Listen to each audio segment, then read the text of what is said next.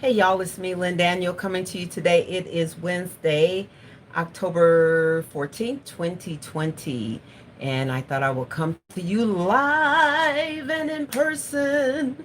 Live and in person. I know you're wondering, what is this behind me? This is a picture that I found at a friend and I went thrifting at the not Sal yeah, was it Salvation Army? I think it was Salvation Army. And I found this picture. The picture was like under $10, but it's so huge. It is huge. This camera does not do it justice. And it is a replication of a very famous Japanese drawing. I even added my own signature there because I painted it and all that stuff. But anyway, that's giving you the background of what's behind me. And my blanket is when I get cold at night, finishing my work here in my little office. So I'm here in Phoenix, Arizona, in my little office, in my little home. And I thought I would come to you all today just to tell y'all how life is. God is good. God is still on the throne, and prayer still changes things. And God still has heard my prayers and has answered them. And so I'm grateful. I'm very blessed in my life. I'm very blessed to have good people in my life. And I couldn't ask for more, really. I really could not ask for more. So thank you all for coming in. Okay, so let me get to it. So I've been watching a few videos of a whole assortment of topics.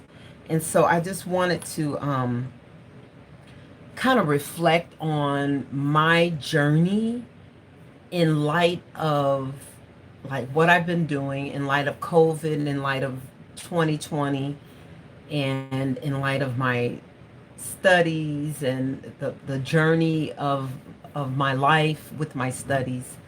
And so I want to start off by saying that if you're interested in pursuing a doctoral degree,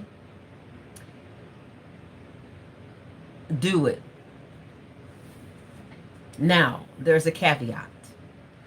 So when I set out on my doctoral journey in 2013, in a 5-year program, I knew automatically that 5 years was a big commitment.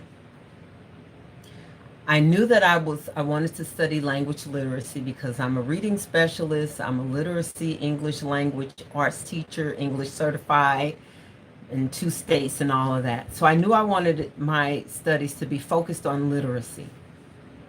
My program, however, is focused on leadership and literacy. So like two components of how to implement literacy learning in schools. Man, it has been a journey. It has been a journey. The coursework was awesome. I mean, deep diving, like a lot of reading, man. A lot of reading, a lot of note taking, a lot of reading, marking, annotating, note taking, revisiting texts, a lot. Just, oh man, a lot. I can't think of another way to say it. A lot of reading. So just know that. So they say about 30 hours a week of coursework. So it's like if you're taking a 3-hour course, you're gonna do about,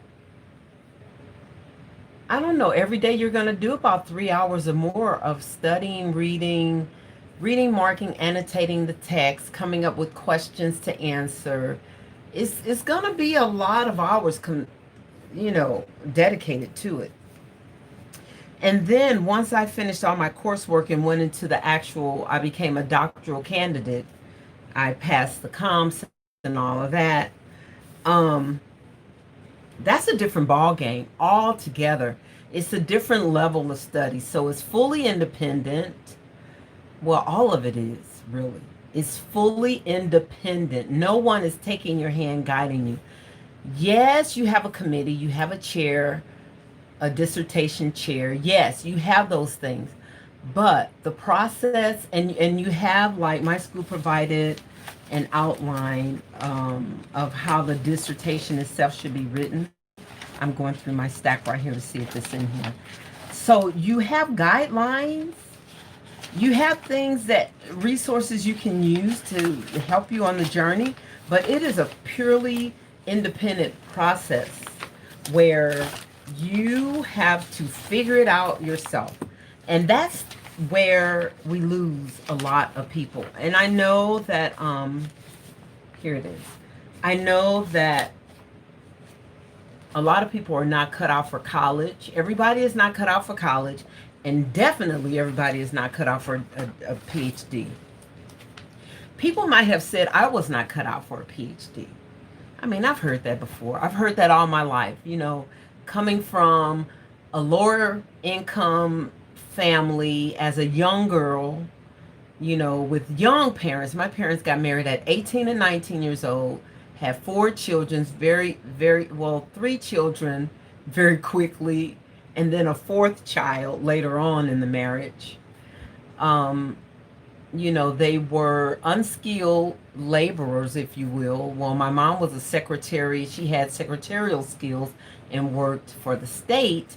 And my dad worked for a well-established company that was very popular and a big employer of people back home in St. Louis, Missouri, back in those days. And so they had good jobs, right? But and they provided for us well. And my parents, I think, being young parents, 18 and 19, just think of it. They did the best they knew how to do, and I turned out how I did. So I'm grateful, right? God has been good to me. I can't complain. The point I'm making is everybody is not cut out for college. Everybody is not. Some people really are good with problem solving in practical ways. And so I really wish that schools would bring back the trades, and that the techs, the skills that don't necessarily require you to go to college. But I chose the college route because in high school I attended a small um, high school. It was under the public school umbrella, but it was more like a think tank type of a school, college prep, school without walls. We traveled the city to learn. A lot of independence put upon us, but self-motivation was definitely on the higher level. Like, if you excelled there, is because you either were already skilled and gifted, or you were just self-motivated to do it. So, and I'm grateful for my high school. I'm still in touch with my high school pals and the secretary of the high school on Facebook. I'm in touch with them on Facebook, not beyond that. But I think what I'm saying is we've got to figure out ways to engage people with success in more than the college route. I'm grateful that I did the college route. I'm grateful that I had people who supported me on the college route, who saw my potential, they saw my greatness, they saw my gift before I did, and they encouraged me on. They were like, "You've got this." Like, okay, so maybe you didn't get all the necessary skills that you needed at the different points that you needed them, but you're able to achieve those skills because you've got what it takes. And listening to those voices helped me to get where I am now. So, yeah.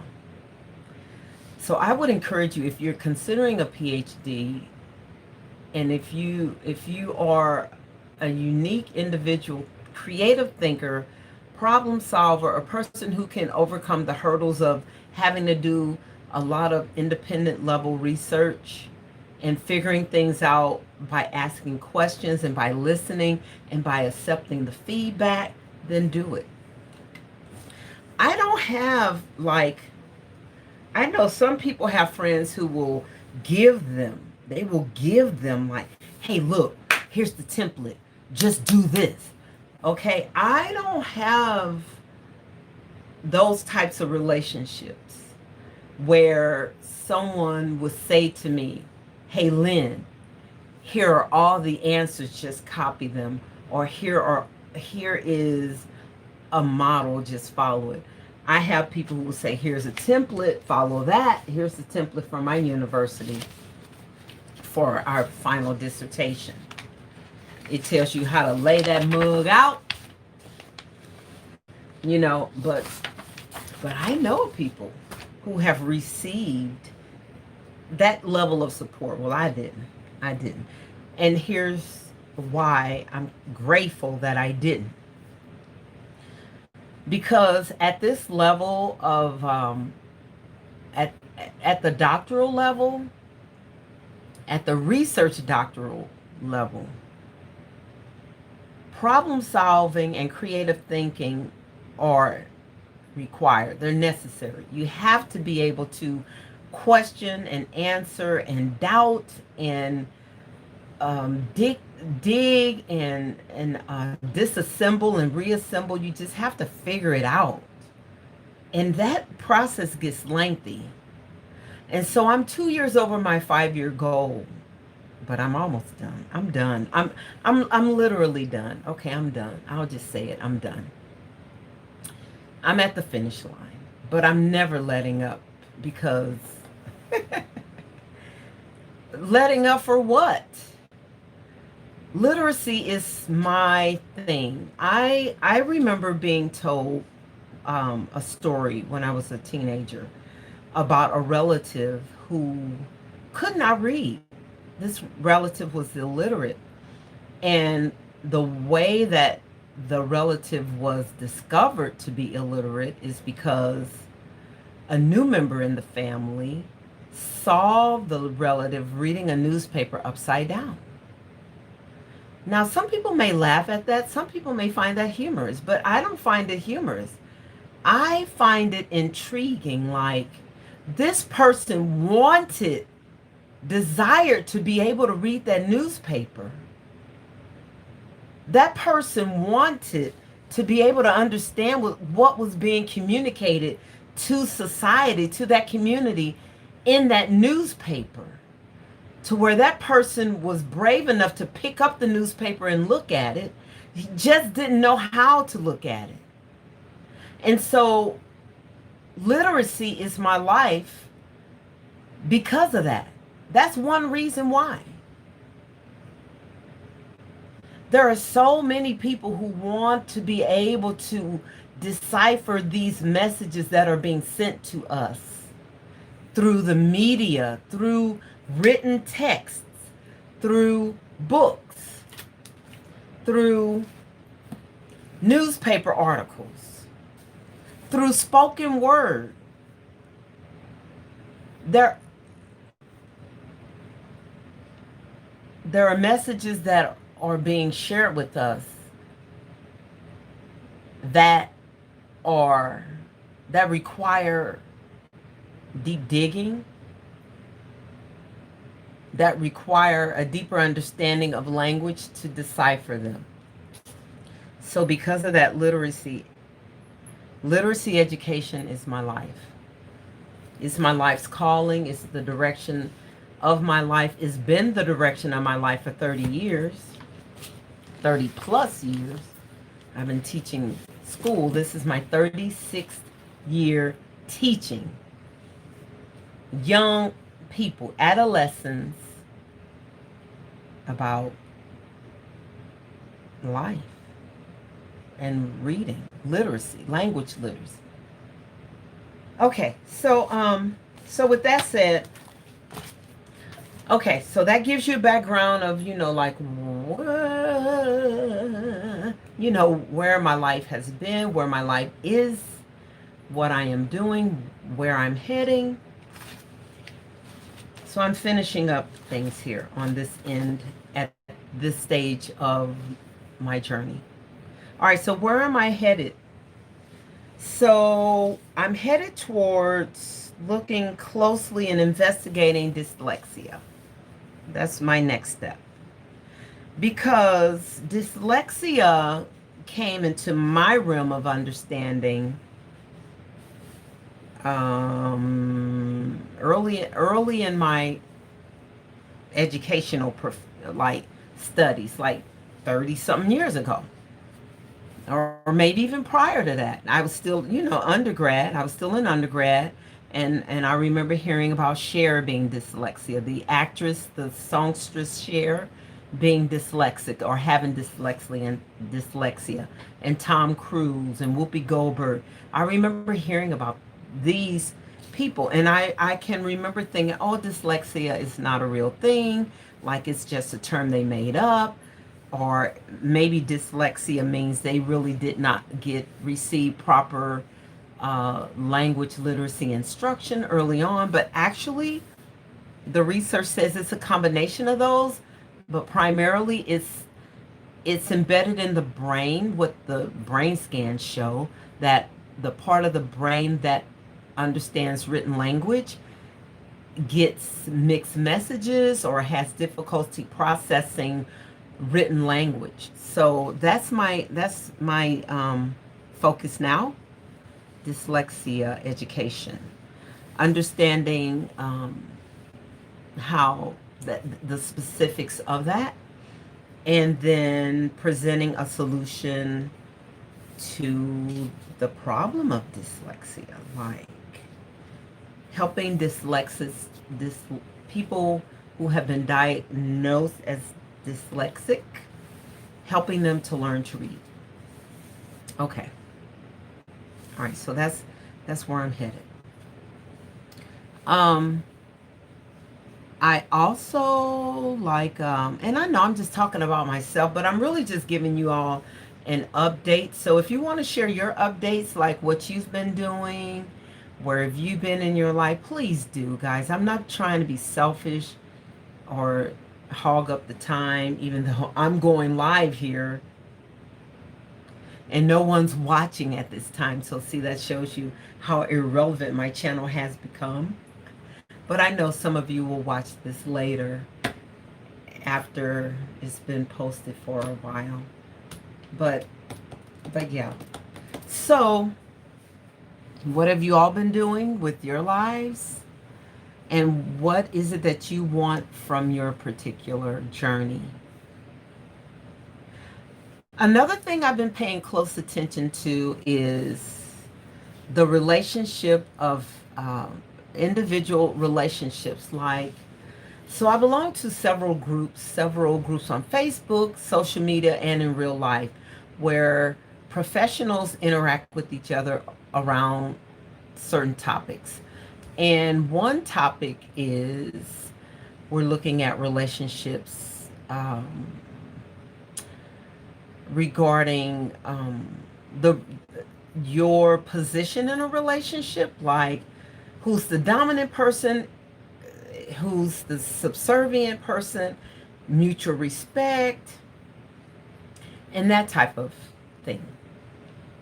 And so what I have come to understand is, and I've known this for a while, that people like me, people who are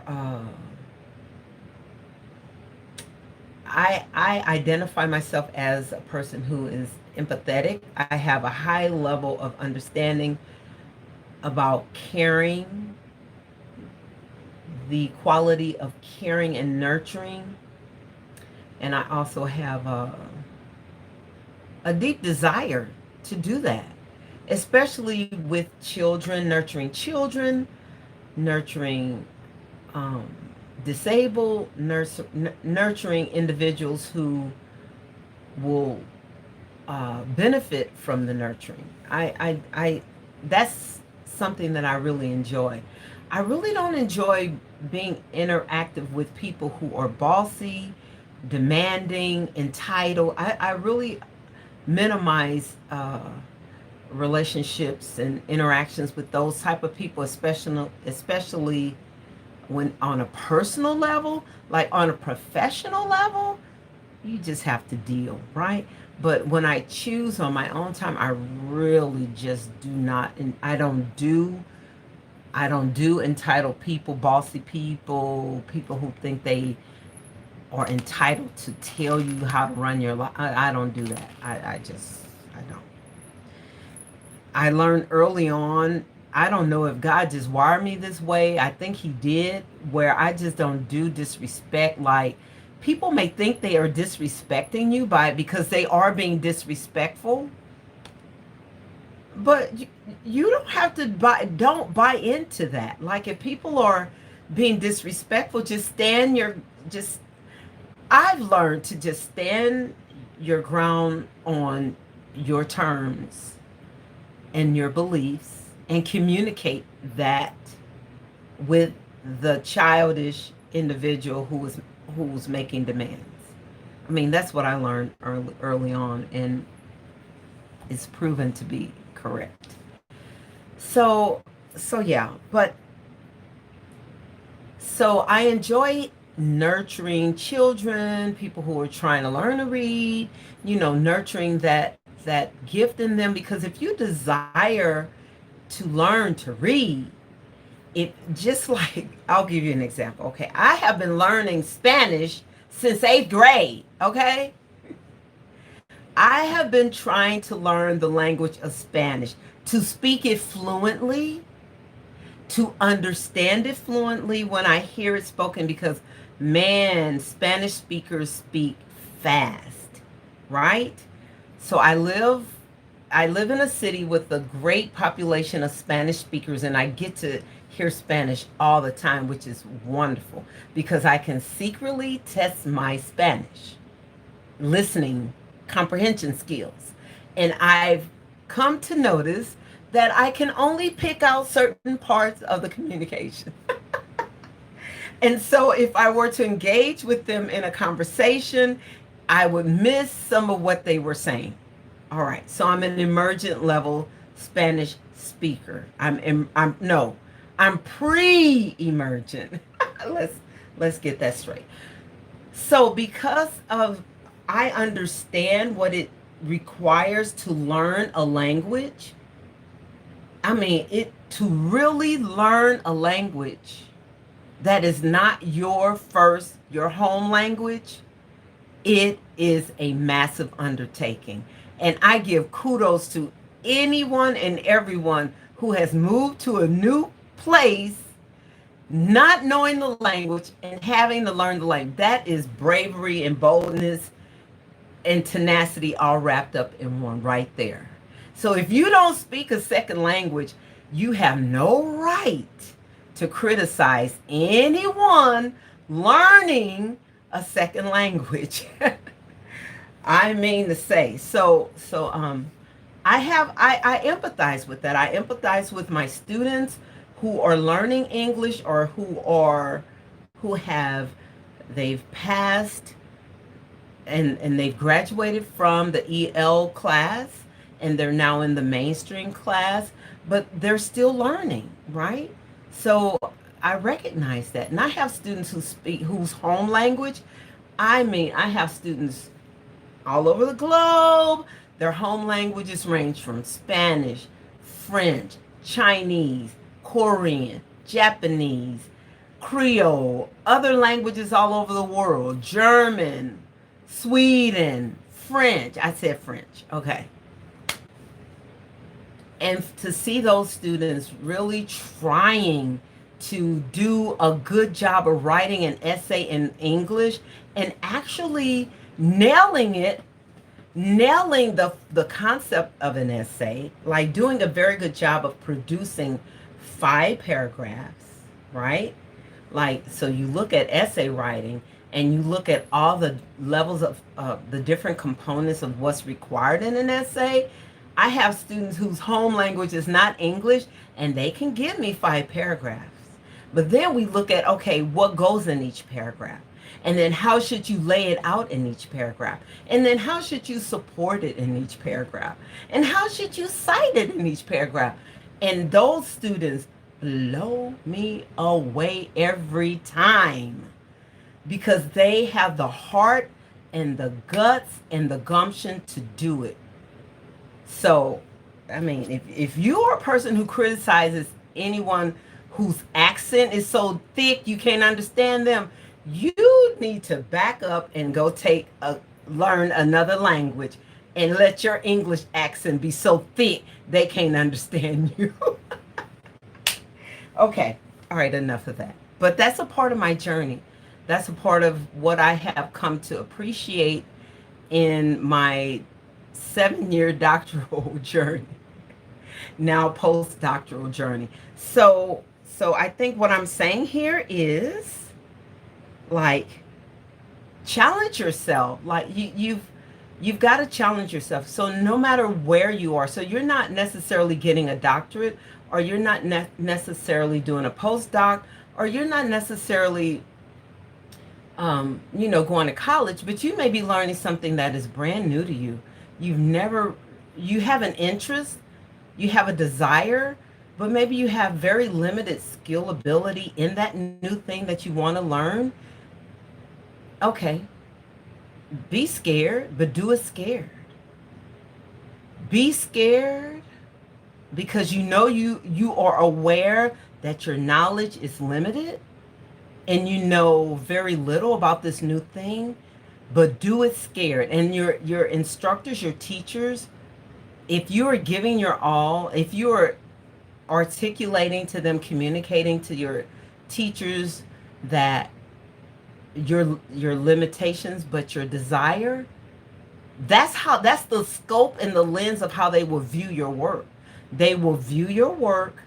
Yes, they have a rubric and standards that you must meet, because that's what teachers do. We have what's called a rubric.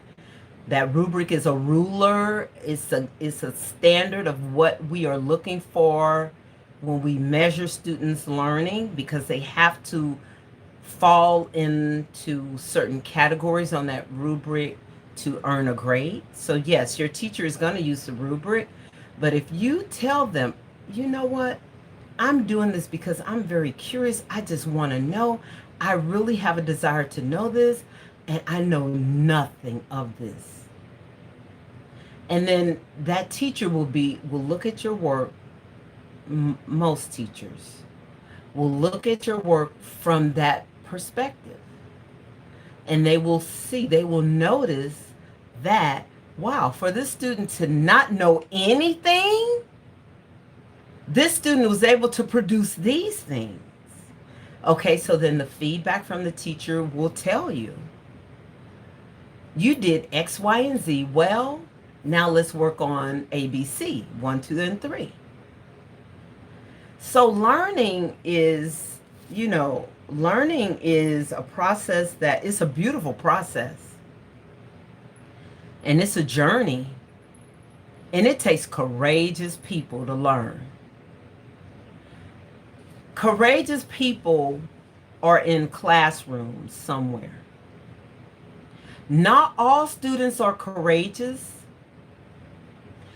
but it takes courage for someone who doesn't know a language well, or who doesn't know a content or a subject well. It takes a lot of courage to go into that arena with your no knowledge self and sit there. It takes a lot of courage and humility to go in that arena and learn. Because some of those teachers are going to be very crude and harsh. You can still learn from them though. Some of them are not going to give a damn about your lack of understanding. Some of them are not going to care. But still, for you to go there and try is a miracle in itself. All right. Okay, so what am I going to talk about now? I'm encouraging you all, if you want to learn something, go do it. Because 2020 has kicked everyone's butts. 2020 has been an interesting year. It has been unexpected all the way from March came in like the strong wind of change and blew everything away. The month of March is when many states went into the lockdown and our lives changed. But 2021, oh, they say it's coming in 2021. 2021, we are going to experience a lot of restrictions on our personal rights and liberties, and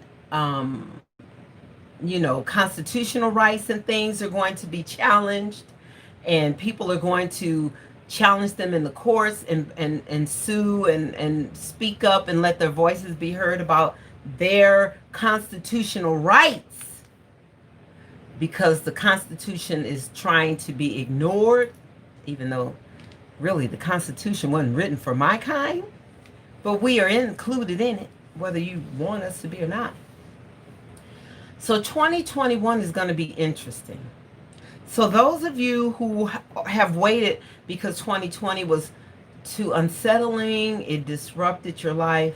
Okay, so we're still alive. We're still here on the planet.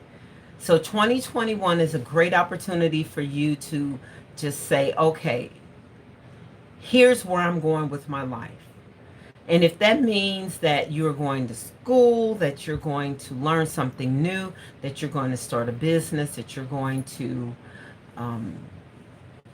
revamp things, relationships, or revamp yourself, revamp your mindset, invest in yourself, then do it. Because what I've learned through this 2020 phenomenon of what's been going on, what I've learned is you got to do it. You got to do it, then you got to commit to it. Just do it and stick to it. Do it and stick to it. So one thing I must say, that I conducted my study in 2020. My study started in March under COVID.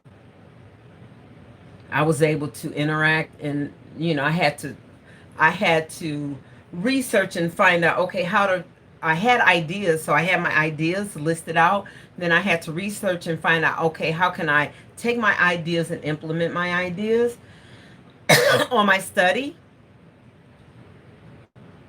And so I was able to do that. COVID-19 didn't stop my study. It only showed me ways that this study could be conducted in a new manner, which will hopefully help PhDs down the line, and researchers down the line, and teachers down the line, and principals down the line, and school districts, down the line, hopefully. So 2021, if it's going to be anything like this year on steroids, that's what they're saying. If 2021 is going to be anything like 2020 but on steroids, then get ready. So whatever it is that you want to accomplish in your life, you just got to do it. You cannot wait for the winds of change to come through and change, because the winds of change are turning into storms. So you might as well just go ahead and just do what it is that you're going to do.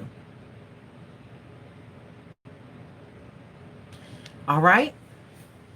So I think that's it. Thank you all very much for stopping by to view this video. I can't really think of anything else. Like, I saw one person come in. I'm sorry I didn't say hi to you. I didn't acknowledge you. My phone, I'm on my phone, and it's kind of weird. It's not, I don't know. I know tech, but I don't know tech. I figure it out, but I'm not trained in tech, but I figure out tech. So maybe I can go back and figure out who that was who joined me, and I should have acknowledged you. Forgive me for not acknowledging you. Yeah.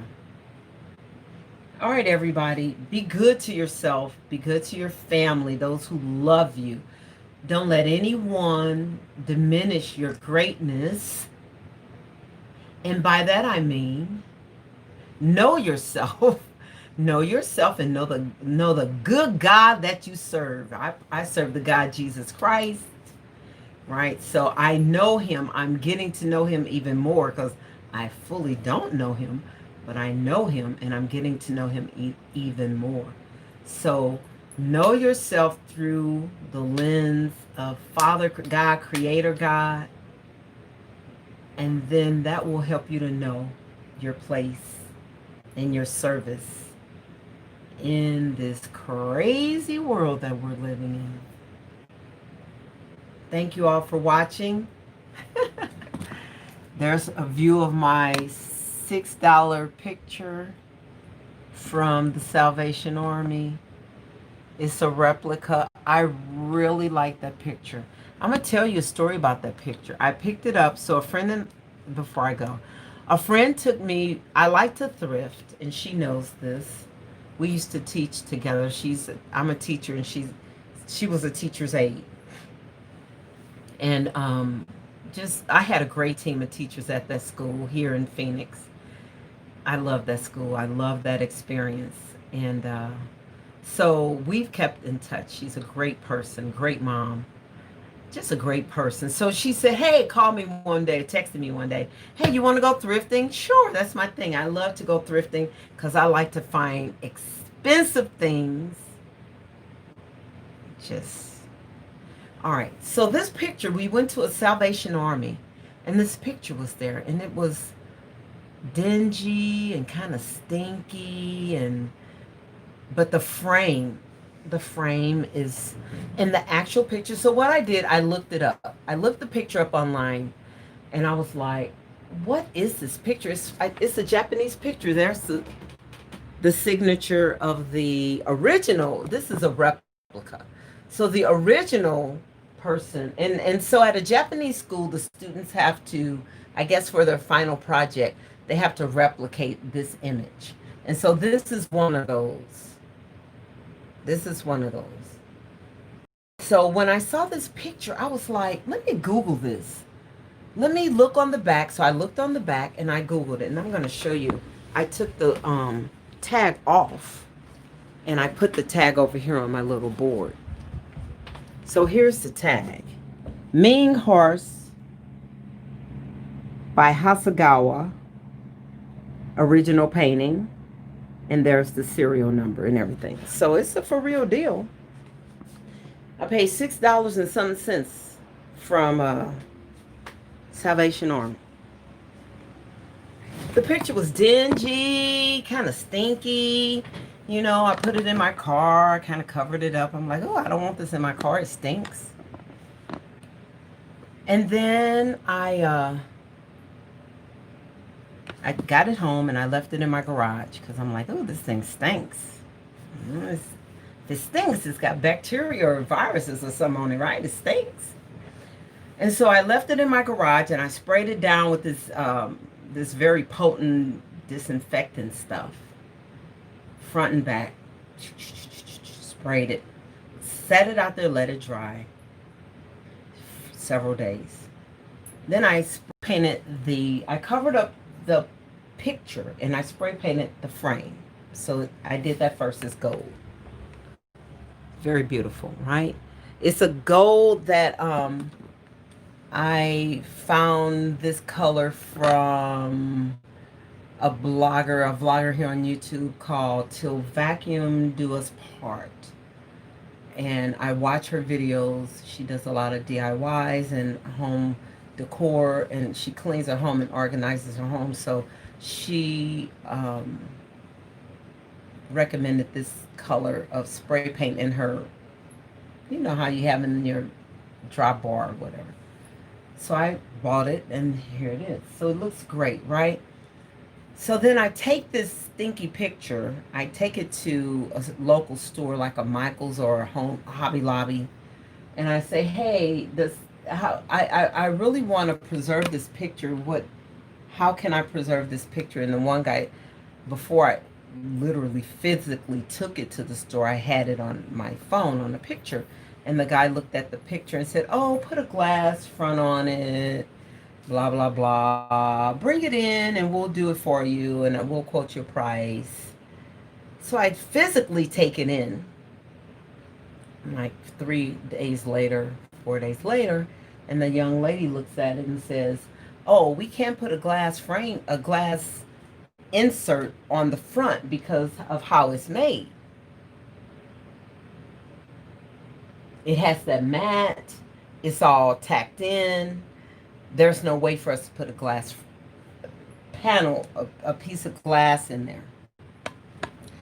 I said, "Okay, all right, thank you." And I just carry it back out to the car, wrap it up, whatever, drive home. I get it home and I said, "Okay, stanky picture. I'm painting you." So, so I had ordered some gold metallic leafy type of paint, and I painted the whole background of this thing, like the background. And then the black, I went over some of it with like a black Sharpie marker.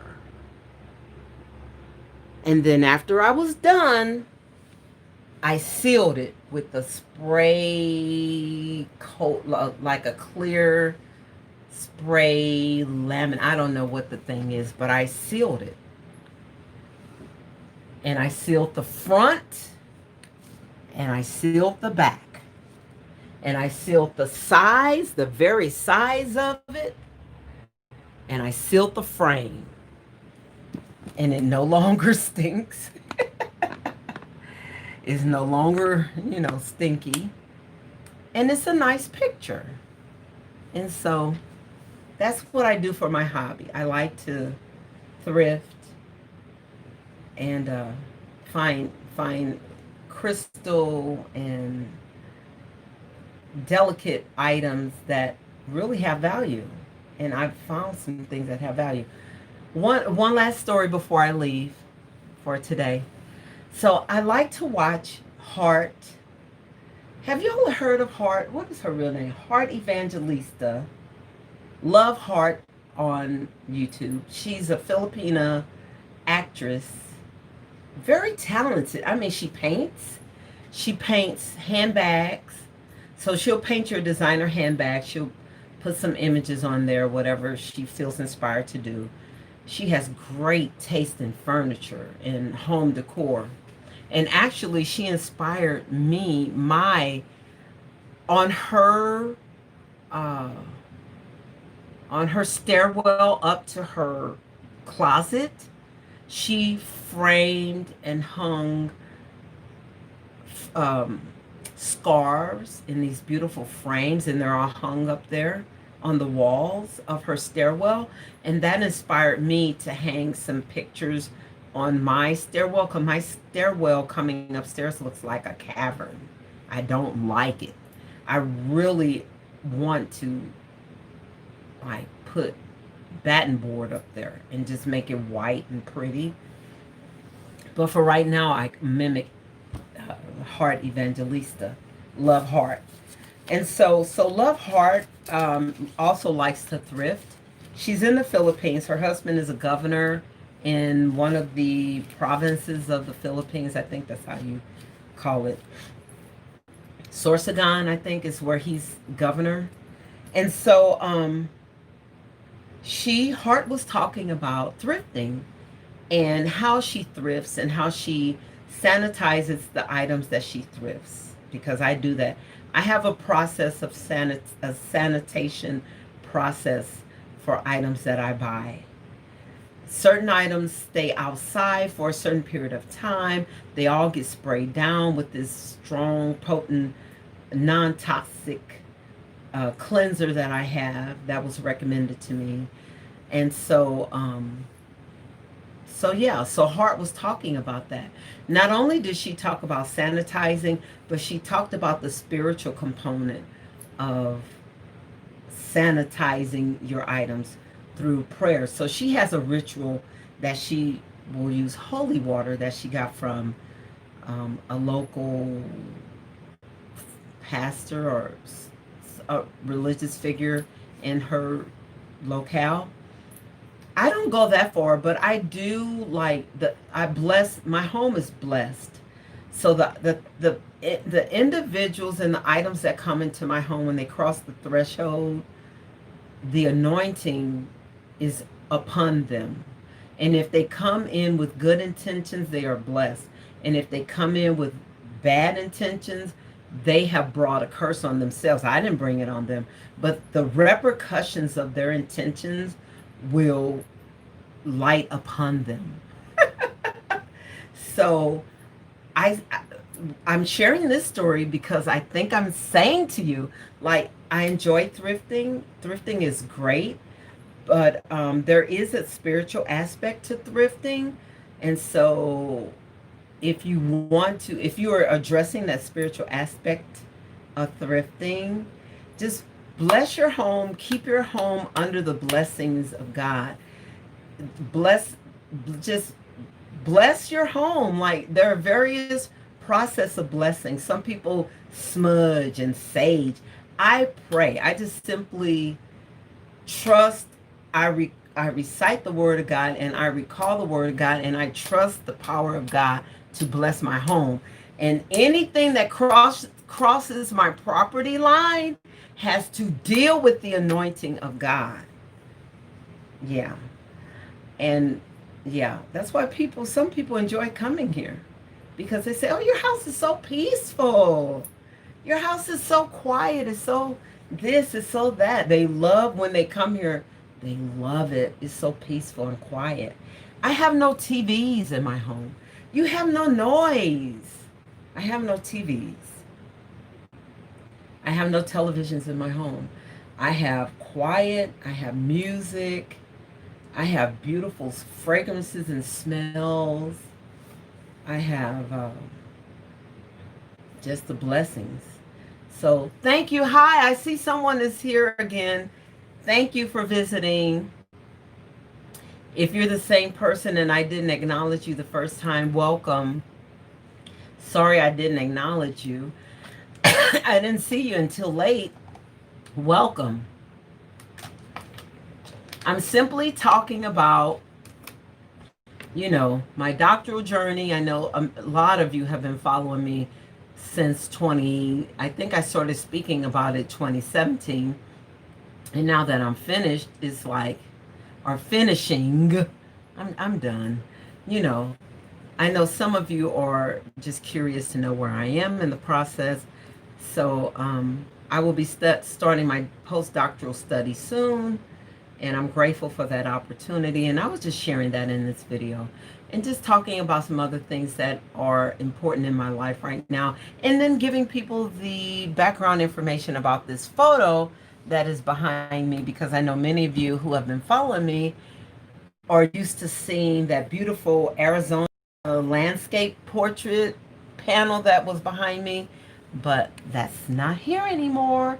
I put my Japanese artwork, because I love Asian culture, Korean culture, Japanese culture. I'm learning Filipino culture, and yeah, I just love what I'm learning. So, well, that just comes with being a literacy advocate and interacting with students from all parts of the world and learning their humanity and the beauty of their humanity. And it really helps me to appreciate God's green earth and the people in it.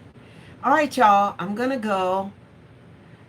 The only thing, I don't have a whole lot to do. I have to finish my slideshow. My chair wants to see my slideshow for my big day. Boom, boom, boom, boom, boom, boom. And so I will finish up my slideshow, and then I'm just going to chillax. All right. Take care of yourselves. Trust in the Lord and all his goodness. Lean not to your own understanding. In all thy ways acknowledge him, and he shall direct your path. Bye, guys. Bye. Bye.